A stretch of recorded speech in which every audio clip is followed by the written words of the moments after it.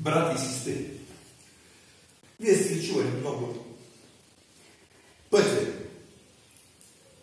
Няма ли, казва, Йордановски судове, Ивановски судове, няма да има хляб.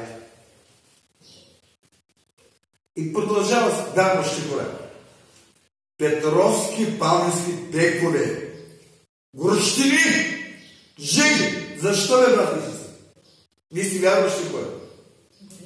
Ами да може да опише хляба, бе. Ами хляба се пече с хляба. Вие си като едно дете. Това съм изправил в това състояние. Се търсим посур, се търсим вина от другите, се търсим причината у някой друг, не от себе си. Си много святи. Много бе. Он е бил такъв, он е по-гледал тъй, другия колко сяда. Такива бъдещи да вземе. Бе, гледай си през себе си. Гледай какво хубаво време. Пече за хляба. Ами ако удара дъждове и го забили дядо Господ от земята, какво ще каже тогава? Паше мърморите. Ама защо мърморите? Оти.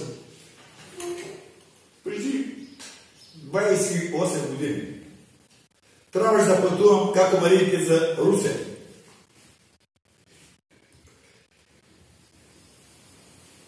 Бях почен към тая духовна власт, Русе. Точно края на юли, началото на юли. В автобуса топло, то лето толкова ми е горещо. Все едно се намираш в някой баня. И то с още няколко радиатора вътре. Ма много топло. Хората са съблякали до кръста. Някой залил се с вода в автобуса. Шофьора и той се съблякал до кръста по потник и как беше. Аз стоях там. Гледам и ги свещеник. Те до мене. Ама като сложа капата, ако му стои капата, и не дълги коси. Ама като хърка, като спи. Ама аз си стоя, защото аз съм манипулиран. Но той спи. Другите горе викат на шофьора, спирай малко, каза да се разхладим. Той каза да отворя прозорците, бе. Отворя всичко, какво да се разхладявате, ще закъснеят за Русия. Гледа човека, че не каза, аз трябва да бъда 10-15 в Русия. Бе, я ви това не е предател там, бе. Кой е предател? Бе, моня, какъв е? Я го вижте. Аз си мълча, той каза поп. Той не е смола, каза цяла нощ. Така се обаждам. Вика, той цяла нощ се моля за вас, които ви в автобуса пътувате и мърморите. А той гледайте го как се облякал като за през януари месец. И спи. Можах да разберат. Вижте, аз съм свещеник. Пристигнахме в слушайте сега, в Русе. Залива се с вода. Бързо отива площад като добитък на чешмата, така не чешми в Русе, на ЖК гарата и на водата. Пие вода! По много време наблюдава един мой колега. Той като ме видя, избяга веднага, защото беше той по къса риск. Само неудобно. Оня свещеник слезе пред кръста, се каза, братя, да молим на Бога, че добре пътувахме, че благополучно пристигнахме, да ми на Бога казва, сега ще ви, кой е за който дошъл, се съм желал. Не чух да мърмоти. Викам, дава по-почакай да видя как сте облякани вие, аз стаи само си. Той дето и с шалокото рас отгоре ме долу и подрасника. Ще път подрасника дебела зимна риза. Викам, че и потник. А долу как? Долу с редовни, хубави панталони, отговарящи за попската премяна. И така си нормално облечен. Викам, я ми обясни. Не ли ти топ? Аз ще ви извинявам, че от никъде. Осе от мене. Кажи, викам, не ли ти топ? Не! Виж си един 90 годишен свещеник, колко е по-умен от един млад климатичен инженер.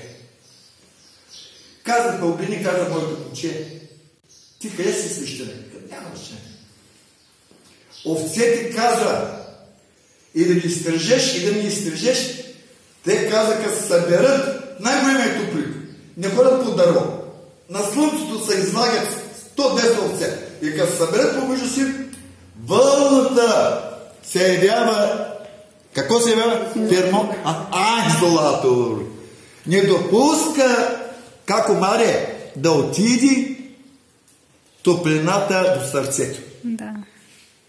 И вява за климатик. И той каза, младо попче, всички тези дрехи, дето ги носе и зимата, аз не ги съблича. Къпе са редовно, но с тях ходят зима и лете. Те се явяват като термостат. Колко казах? Климатик. Точната дума климатик ли? Те се явяват климатик и предпазват и кожата, чуйте, и сърцето от прегряване.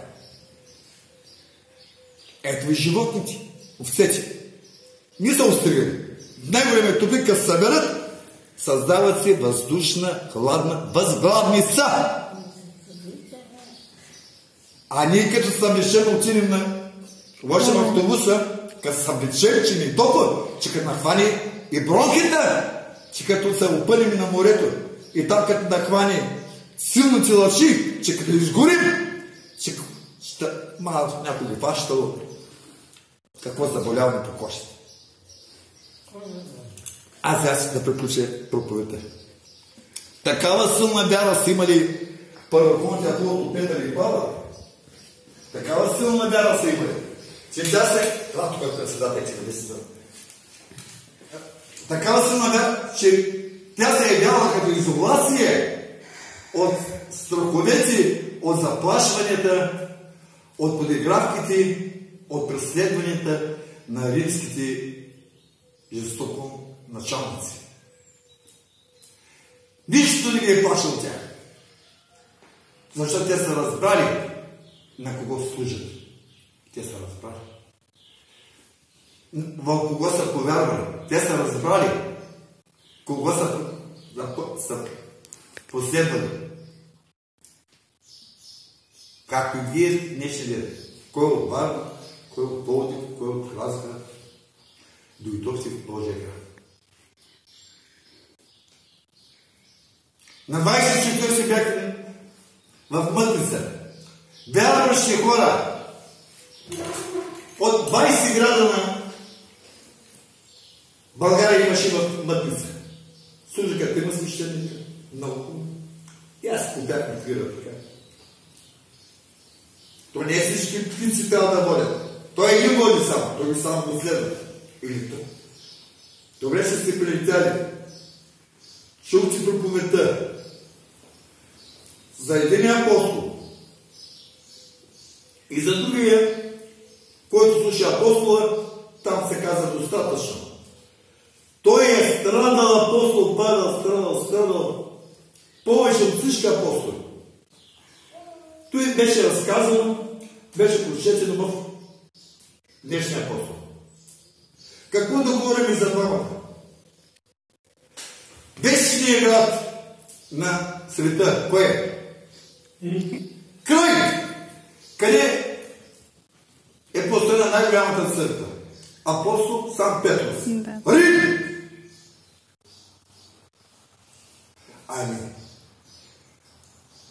Те най-много се потрудиха. Най-много се потрудиха за разпространение на Христовата вяра. Най-много. В тях нямаше и отлични съмнение. Така бяха убедени, че Христос е истински Бог, истински човек, че няма съмнение и победиха света. Вечният град, Рим. Хората казват, който шел в Рим не е дал папата, на празно пошел. Все пак духовен водач. Ще отидеш да го видиш. Аз, например, както мечтая отива в Америка, ако някой така благочестив спонсор чува така мъката на един свещеник, който иска да види Ниагарския водопад, с радост би го пътува и да видя Ниагарския водопад. Да, голям. Да ви разкажа нещо за Ниагарския водопад. Да ви разкажа нещо. И се слушайте приключение. Какво значи вяра? Ама кой значи вяра? Значи ли какво значи вяра? Тая вяра, която е имал апостол Петър, е имал всички апостол Павел. И всички останаме просто, защото всички се дадаха живота за Христа Бога. Един вярващ каскадьор, ма за силна вяра.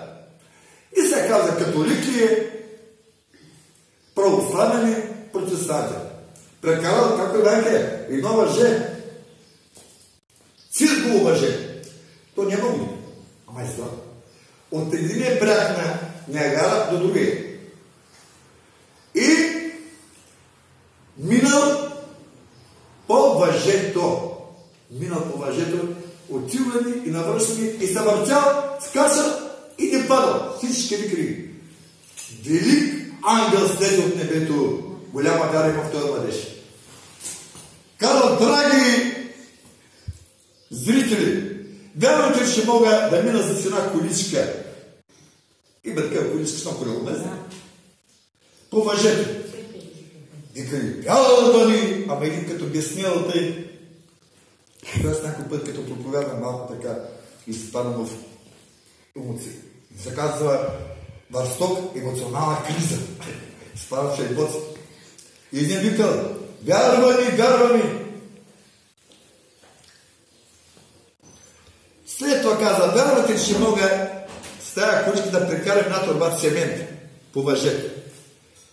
Всички викали, вярвам, ама един като мене викал, вярва ми.